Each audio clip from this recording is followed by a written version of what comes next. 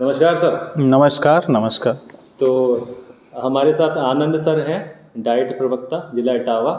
और मेरा मतलब मुझे ये एक जिज्ञासा रहती है जब भी मैं किसी की कुछ रचनात्मकता के बारे में देखता या सुनता हूँ तो उनसे बातचीत की मेरी जिज्ञासा होती है। इसी आशय के तहत हम आनंद सर से थोड़ा बात करना चाहेंगे। सर, आप थोड़ा सा अपना इंट्रोडक्शन दीजिए पहले। मेरा नाम आनंद कुमार है। मैं डाइट इटावा में प्रवक्ता कला हूँ यहाँ पे। जी। और हालांकि मेरी बेसिक शिक्षा शिशु मंदिर से रही है, ग्रामीण परिवेश से। जी जी जी। और बाकी हमारे यूनिवर्सिटी BHU से मेरी हायर एजुकेशन मेरा रहा है। अच्छा, वहाँ से BFA MFA रहा है मूर्ति कला विभाग से। अच्छा, तो ये जो आपने BFA बताया मतलब bachelor of fine arts. Bachelor. तो इसमें दाखिला 12th के बाद मिलता है? बिल्कुल। अच्छा। 12th के बाद ही इसमें दाखिला मिल जाए। आप किसी भी आर्ट्स से हो चाहे साइंस से हो, जी। उससे कोई मतलब नहीं होता है। इंटरमीडिएट में आपका 50% रहना चाहिए मिनिमम। 50%। उसके बाद कुछ एंट्रेंस टेस्ट है जो भी हाँ, एंट्रेंस इसका बहुत टफ होता है। हाँ। खास करके BHU का हम लोग जो दिए थे, हाँ। उसका 3 पेपर होता है। एक थ्योरी की होती है। हाँ। और एक शेड एंड लाइट पेंसिल का होता है। अच्छा। और एक कलरफुल कंपोजिशन बनाया जाता है। अच्छा अच्छा। तो ये तीनों का नंबर मिला करके इंक्लूड करके मेरिट बनती है। हाँ हाँ। हम लोग जब थे उस समय 2007 वगैरह के आसपास, तो उस समय 50 सीट थी मात्र। 50 सीट में क्वालिफाई करना था मतलब। तो अच्छा। ये तो थोड़ा टफ था, लेकिन का एडमिशन हो गया। चलिए, इस बारे में मैं आपसे डिटेल में अलग से बात करूंगा। जैसे जो भी स्टूडेंट्स हैं अगर इस क्षेत्र में अपना करियर सोच रहे हो तो उनको दरअसल वो इंजीनियरिंग और मेडिकल के लिए तो बहुत सारा उपलब्ध है कि कैसे जाना है, पर इस बारे में अभी जो इच्छुक एस्पिरेंट्स हैं थोड़ी जानकारी कम है। तो इस बारे में हम आपसे बाद में बात करेंगे कि कैसे अगर कोई स्टूडेंट चाहता है तो वो कैसे इसमें अप्लाई कर सकता है। तो सर, हमने आपको सुना ट्रेनिंग में, डाइट ट्रेनिंग में, और आप जो है बोलते हैं तो वो बहुत सटीक बोलते हैं। और केवल ये मेरा अपना ही विचार नहीं है, काफ़ी जो हमारे साथी टीचर्स हैं जब आप बोलते हैं तो आपको ध्यान से सुनते हैं। तो किसी व्यक्ति को कोई ध्यान से तभी सुनता है जब वाकई में कुछ मौलिक बोला जा रहा होता है। तो पहली बार जब हमने आपको सुना था तो आपने कला के बारे में बताया था। तो कला की व्यापकता के बारे में बताइए। और एक लेमैन के लिहाज से बता रहा हूँ मैं, जैसे जो लोगों को जानकारी कम है, आमतौर पे आदमी कला वही समझता है कि चित्रकारी तक ही समझता है कि अच्छा कला से अच्छा तो ड्राइंग के टीचर होंगे। ठीक है, तो आप सर इसके बारे में डिटेल में बताइए कला के बारे में। देखिए, कला का जब नाम लिया जाता है तो जनरली हम लोग आम परिवेश में जो लेमैन की बात किए तो वो लोग यही सोचते हैं कि कला का मतलब होता है कि हम कुछ चित्र बना लिए, मूर्ति बना लिए, क्राफ्ट बना लिए, यही बस कला की समाप्ति हो गई। लेकिन कला का अपना व्यापक क्षेत्र है। और इसमें हमारे शास्त्रों में 64 कलाओं की बात आप सुने होंगे। जी, सुना। 64 कलाओं की बात की गई है। तो उसके तहत बहुत सारी कलाएं हैं। आप अगर बात भी करते हैं अच्छे से किसी से, वो भी एक कला है। बिल्कुल बिल्कुल। और आप स्कूल में एज ए शिक्षक पढ़ाते भी हैं तो वो भी एक कला होती है, क्योंकि बाकी कला का मतलब होता है कि आप क्रिएटिव हो। जी। वो कोई भी फील्ड हो सकता है। आप साइंस में भी कलाकार हो सकते हैं। बिल्कुल मेरा वही मानना है। साइंस में भी कलाकार मतलब कि आप लिख से जब हट के काम करते हो। देखिए, 2 चीज़ें होती हैं, एक कारीगर और एक कलाकार। इसको समझ लेंगे तो सारी चीज़ें क्लियर हो जाएंगी। अच्छा। कारीगर मतलब एक ही चीज़ को, एक ही वस्तु को वो बार बार उसी को गढ़ता है। जी जी। जो इसका शेप है। हाँ। और इस शेप पे बार बार काम करता है, प्रोडक्शन करता है। हाँ। कारीगर जी।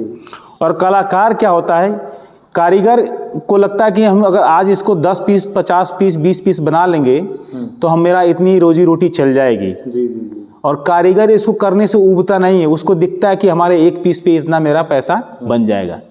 लेकिन कलाकार इसी चीज़ को वो अलग दृष्टि से देखता है। वह अगर एक कलाकृति बनाता है तो फिर वो उसमें जो काम करते करते फिर वो दूसरी चीज़ें उसमें उसके फॉर्म और उसके कलर, शेप और उसके आयाम उसको दिखने लगते हैं। फिर एज इट इज़ इसको बनाने में वो ओवन सा महसूस करता है कलाकार यहाँ पे। तो वो हमेशा बदलता रहता है, मतलब आगे की फेज क्या है, आगे के पन्ना क्या है, उस चीज़ को पलटना चाहता है। हम, मेरे ख्याल से अगर मैं गलत नहीं तो हम सृजनात्मकता के टॉपिक पे आ रहे हैं, है ना। इस बारे में भी आपने एक बार बोला था। हाँ। सृजनात्मकता को लेके कोई प्रशिक्षण था, तो कला और सृजनात्मकता जुड़े ही हुए हैं। बिल्कुल बिल्कुल। तो सृजनात्मकता के बारे में अपने विचार और बताइए। तो सृजनात्मकता वही मैं बता रहा हूँ, उसी का कड़ी है, एक है कि आप सृजन कहीं भी करेंगे। जी जी। अगर हम एक कारीगर और कलाकार का मैं उदाहरण दिया हूँ, तो उसमें सृजनकार जो होता है वो हमेशा नए नए आयाम को, एक फ्रेम को तोड़ता है, दूसरा फ्रेम बनाता है। ऐसी चीज़ें चलती रहती हैं, वह एक जगह स्थिर नहीं रहता है। अभी अपने समय के सबसे जीनियस आर्टिस्ट की नाम मैं बताऊँ, पाब्लो पिकासो करके हैं, एक आर्टिस्ट है, वेस्टर्न आर्टिस्ट। वो उस समय की उनके समकालीन जितने कलाकार थे, जो भी विधा में वो काम करते थे, वो उस विधा को कॉपी करने का कोशिश किया आर्टिस्टों ने। अच्छा। वो तुरंत फिर फेज बदल देते थे। अच्छा। मतलब इतना बदला कि उस समय मॉडर्न आर्ट में उनका नाम जीनियस आर्टिस्ट में काउंटिंग की जाती है, मॉडर्न, पाब्लो पिकासो। तो ये सब चीज़ें चलती रहती हैं।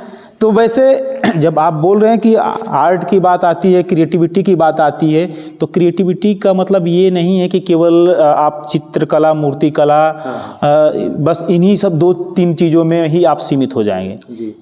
क्रिएटिविटी का मतलब होता है कि अगर आप कोई किताब लिखते हैं या आप कोई कंटेंट लिखते हैं, जैसे क्लास में बच्चे होते हैं तो 10 बच्चे होते हैं, तो एक ही क्वेश्चन होता है, प्रश्न एक ही होता है, लेकिन उसमें क्या करते हैं कि 10 बच्चे अलग अलग तरीके से लिखते हैं। कुछ तो जो एज इट इज़ पढ़े रहते हैं उसको लिखते हैं, लेकिन वहीं पे जो सबसे अलग जो क्रिएटिव बच्चा होता है वो क्या करता है कि कंटेंट सुनता है, पढ़ता है, लेकिन उसको आत्मसात करता है, फिर उसको अपने तरीके से, अपने लहजे से उसका एक कंपोजिशन बनाता है, एक संयोजन बना करके उस पेपर को, उस प्रश्न का उत्तर देता है।